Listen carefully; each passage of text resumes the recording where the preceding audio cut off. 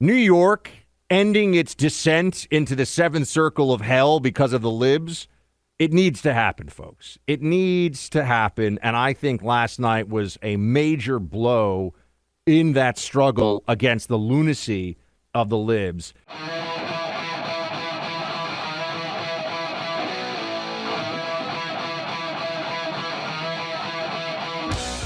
The betting markets, which Clay has been tutoring me in the betting markets. I love the betting markets for politics, Buck. I just absolutely love it. And I mean, last night, Fetterman Oz, in real time, you saw the smart money was moving toward Oz in a big way.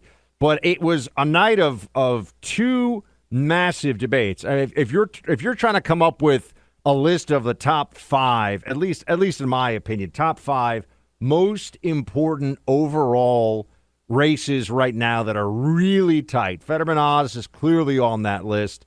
But for the governor's races, and look, I'm a New Yorker, born and raised, as you all know.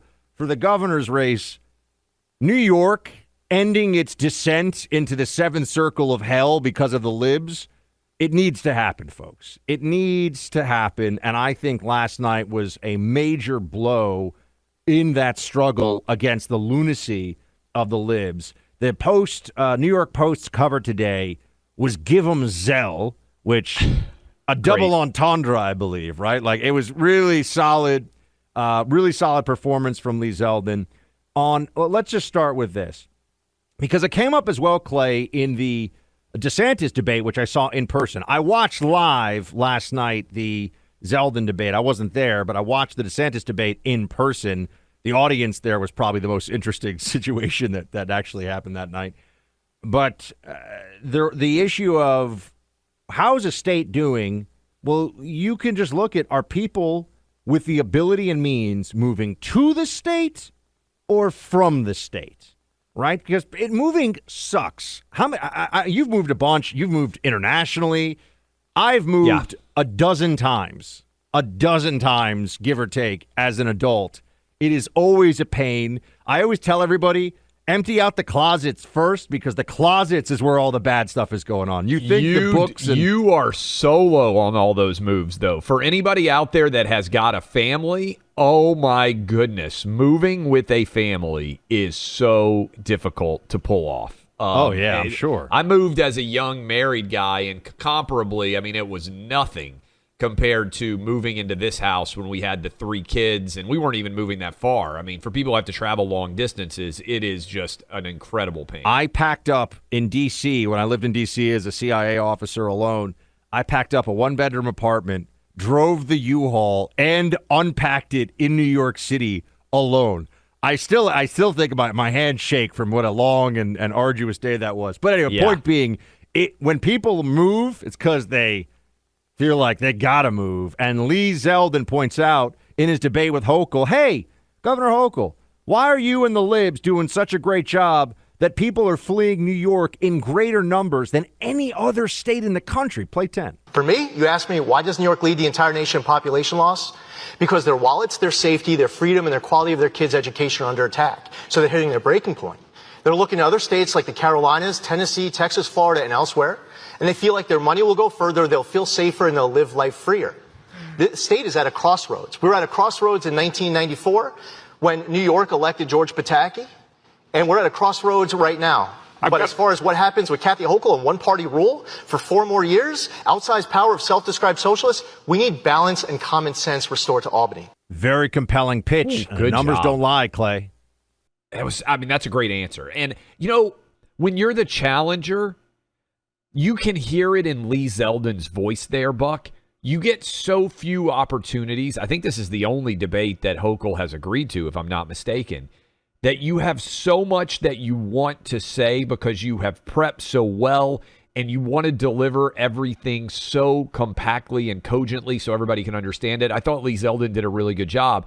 But can you hear that in his voice, Buck, where he's trying to get so much out? It's like he's just bubbling over with indignation and outrage and anger that the leadership of Kathy Hochul has been such an abject failure for the people of New York. He was speaking last night. Lee Zeldin was speaking for people in New York State and New York City. and really all the cities of New York, which have had a terrible time during COVID, terrible policies, massive crime increases. But he was essentially a voice for their frustration, their anger, and their outrage at what they've been subjected to entirely by liberal Democrats. There's no one else to blame for this. This isn't a bipartisan thing. This isn't a 50-50 state or whatever. Democrats, it is a one-party state, very similar to California, and they have done everything they can to ruin it. Now, New York is not ruined. It's still a great place. But if they keep doing this, they're going to turn New York City into San Francisco. They're going to put it, or into Detroit, 50 or 40 years ago, whenever Detroit started to fall apart. They're going to make it a place that nobody wants to be. And crime is the central component of this. COVID is bad, but crime is central. And Hochul, one of the things that's most outrageous about this, Clay, you get these Democrats like Kathy Hochul, they're always talking about gun crime. It's about the guns. What about people getting hit with bricks and hatchets and fists and knees and, rusty pipes? Or pushed That's in front of the friggin' subway. Yeah, people getting attacked by samurai swords in the subway. Lee Zeldin, I think this was his best moment. My fellow New Yorkers, my fellow Americans, enjoy this one. Play 11. Kathy Hochul believes that the only crimes that are being committed are these crimes with guns. And you have people who are afraid of being pushed in front of oncoming subway cars. They're being stabbed, beaten to death on the street with hammers. Go talk to the Asian American community and how it's impact them with the loss of lives. Jewish people targeted with raw, violent anti-Semitism on our streets. It just happened yet again. We need to be talking about all of these other crimes, but instead, Kathy Hochul's too busy patting herself on the back. Job well done. No, actually, right now there should be a special session. The state legislature should come back and they should overhaul cashless bail and these other pro-criminal laws with zero tolerance. But they're saying, elect me. She says, elect me, and then you'll find out where maybe I'll stand on this issue in January. Standing ovation, Clay. Yeah, and look, it's well-deserved. She also said at some point, Buck, I don't know why you're so concerned about crime. We have that clip if you want to play it. Yeah, let's play it when we come back. We'll play that clip for you when we come back to bring home. Well, let's hit it now. We got time. I'm looking at the clock. Listen to Go play clip 12, listen to going. this if we can. Yeah. This governor, who still, to this moment, we're halfway through the debate, she still hasn't talked about locking up anyone committing any crimes. Okay. Anyone who commits a crime under our laws, especially with the change we made to bail, has consequences. I don't know why that's so important to you. I don't know why it's so important to you, Buck, that there were at least two different lines, I thought, last night. Kathy Hochul, and we're going to play you one when we come back out of the next break for all the Michiganders out there with the Gretchen Whitmer versus Tudor-Dixon debate. But you know how Terry McAuliffe came out and said you basically, as a parent, don't have the right to be involved in what your kids learn, and that was kind of the sounding board as you went down the stretch run. And Youngkin just leaned into it. I feel like that clip from Kathy Hochul epitomizes how wrong she is on crime, and I feel like the clip we're going to play from Gretchen Whitmer is going to also echo in the next 13 days as people are going and making their decisions about who to vote for. The crime issue, though, for people who have seen it, especially those who have been longtime New Yorkers, and see, that's why New York, it's not just because New York City is the most populous city in the country at about 8.5 million, but obviously that means that the numbers and the gravity of the situation is more easily grasped when the crime situation gets worse. But Clay, it was turned around. It was turned around by Republicans, and then you had an unprecedented explosion of wealth, prosperity, and safety in America's largest city. I lived it. I was there. I know what it was like under weak Democrats who were pro-criminal and always talking about how racist the system is and how racist the cops are. I lived under that as a kid, and then I got older, and all of a sudden the city was so safe, you go jogging through Central Park at 2 o'clock in the morning as a woman by yourself, no problem. No problem. Total change. And we've gone back in the other direction, and Democrats, because they're just power obsessed, they don't really care, man. They just want, if people have to suffer, and I mean really suffer, assaults, murders, rapes, all the things that are happening in increased numbers, well, as long as it protects a woman's right to choose and keeps the January 6th insurrection from happening, Democrats are telling you that's a price they're willing to pay. It's horrifying. Switching gears here to some more of what was said last night in the Hochul debate. For people who, Hochul Zeldin, should call it really the Zeldin debate because he kicked her butt. The people who lived in New York City during the pandemic know exactly what I'm talking about. We were subjected to the worst kinds of heavy-handed idiocy, and people lost their jobs for not getting a shot that, beyond any doubt, does not stop the spread, does not work very well for anyone, in fact, against the virus, if, in fact, it works at all for most of the people who get it. And yet, for me, there are some things that would just be disqualifying. If a Republican had said this, I don't care where they are, I would say, other people can go and do what they want to do. I would not be able to cast a ballot for any person who said this, that in the aftermath of firing of thousands of people in New York State from their jobs for vaccine refusal, Kathy Hochul tells everybody she would do it all again. Listen to this. Yeah, you've been an election denier, a climate change denier. You and Donald Trump were the masterful COVID deniers. We are dealing with a real crisis. And the more people get vaccinated, get those shots in arms, and I would do it all over again what I did last year, that mandate for health care workers. I would do it all over again, she says, Clay. The mandate for health care workers. I hope that the families of nurses and doctors and some of the nurses and doctors themselves who lost their jobs because they didn't want to get a shot that they didn't need. Maybe it was a nurse who was trying to get pregnant or had concerns about, what this might do to fertility or any number of things, or just opposed the authoritarian lunacy of it all. I hope they all understand that not only did did Kathy Hochul, pretty close, do this, but she says she would do it to you all again, knowing that she was wrong on everything. She won't admit that, but she knows because it's beyond doubt. She had the vaccine pendant on her necklace, which is still one of the craziest things that I have ever seen. I don't even know where she got that made.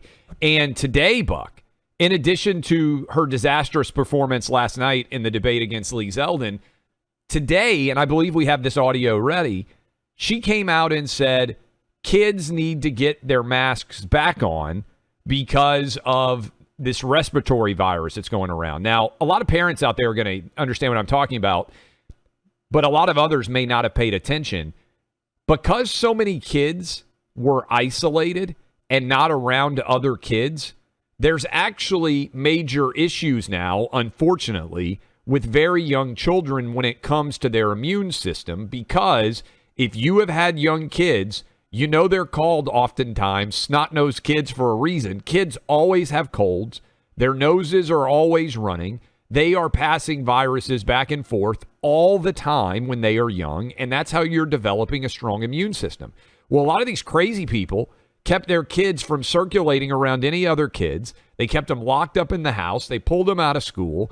And now we're seeing a massive increase in respiratory virus and also in the flu. In addition to COVID, it's all one big mess now. And Kathy Hochul's defense, what does she think needs to happen? Young kids need to put masks back on. This is what she said today. It's not going away. Infants as young as 6 months old have been known to contract this. So it's hard to keep kids safe.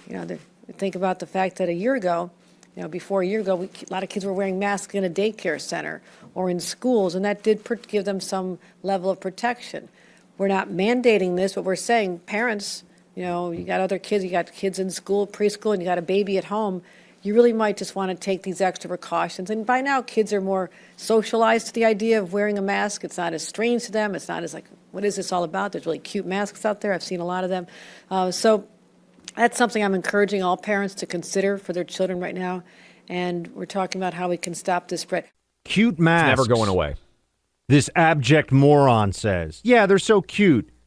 It's so cute to have kids uncomfortable and harassed. Remember, if they're putting the masks on them, there are going to be adults who are enforcing this, even if it's, they're going to say, oh, well, you got to keep it on because your parents want you to have it. It is completely unacceptable. It was, I think everyone needs to be reminded of this because you and I even get people like, oh, it's over. Why do you guys still talk about it? It is not over. It is not over. until everyone sees that they were wrong and until they have lost political power, it is not over. They will bring some of this back in some places in the country, and they will also try to pretend they didn't do these things that they did. They abused children as a matter of state policy. They made people get off of planes because small children couldn't keep their masks on. They made little kids in New York eat their lunches outside in 35-degree weather and told them to mask up between bites. They policed that like gulag prison guards of little children. And the Democrat politicians who pushed this and the school administrators and the teachers union thugs who pushed it and went along with it should all be ashamed, but they won't be. They should be held accountable, though, which maybe, Clay, they will be. That's what we're finding out. That's why we've been beating the drum on this election has to be a reckoning. Because they will, if they are not completely and totally defeated, they will bring back masks the minute that the midterms are over that they believe politically they can get away with it. They are petty, tyrant authoritarians. They got a taste for what that power feels like, and they will bring it back the instant they can. And you heard her setting the groundwork there. Well, the kids are already used to it. Buck, I thought you talked really eloquently about this. You had a speech impediment when you were young. And what we are learning, a lot of speech and pathology teachers and trainers and everybody else out there is pointing out that young kids need to see lips move, many of them, in order to learn how to speak themselves. And we have got a massive education deficit, not only because of schools not being in person, but also because young kids wore masks, and so did their teachers, and they weren't able to learn in person like they would have been in other years. She's doubling and tripling and quadrupling down because she is an imbecile on failed policies, to say nothing of the fact that they don't work, right, in the first place, yet they will bring them back. Right. That's important to remind everybody of how crazy this all is. It's not as though they're clinging to as Fauci would say, a mitigation measure or an intervention that is effective at limiting the spread of the virus. That is a lie. Masking did not work. The people that were all mask maniacs, they may just think that they can go on with their lives and, never admit what a bunch of idiots they are. Doesn't work. It never worked. There's a reason why we didn't do this for our whole lives until now, because it doesn't mean it doesn't do anything. It doesn't do anything as a means of trying to stop the spread of this virus. We've all seen this now, and yet they're doing something that would be excessive and authoritarian, even if it had some real impact on the virus. And it has no impact on the virus, and they're still trying to do this anyway. She still says mask up the kids. I mean, Kathy Hochul she's a disaster. A disaster. Yes. She is, as a politician, what John Fetterman's debate performance was last night. And that's why, for everybody out there, we just had Heidi Gernal on in Colorado. If you are a person who believes that there needs to be consequences for all the things that Democrats got wrong the last 2 years, this is a reckoning election. And you need to show up, and you need to make sure your friends and family show up. The only way, Buck, that anything changes is if Democrats believe there are political consequences for their idiocy. That's the only way they're abandoning masks. That's the only way that they are abandoning mandates and COVID shots and everything else, is if the American public says no more. That's what this election has to be about.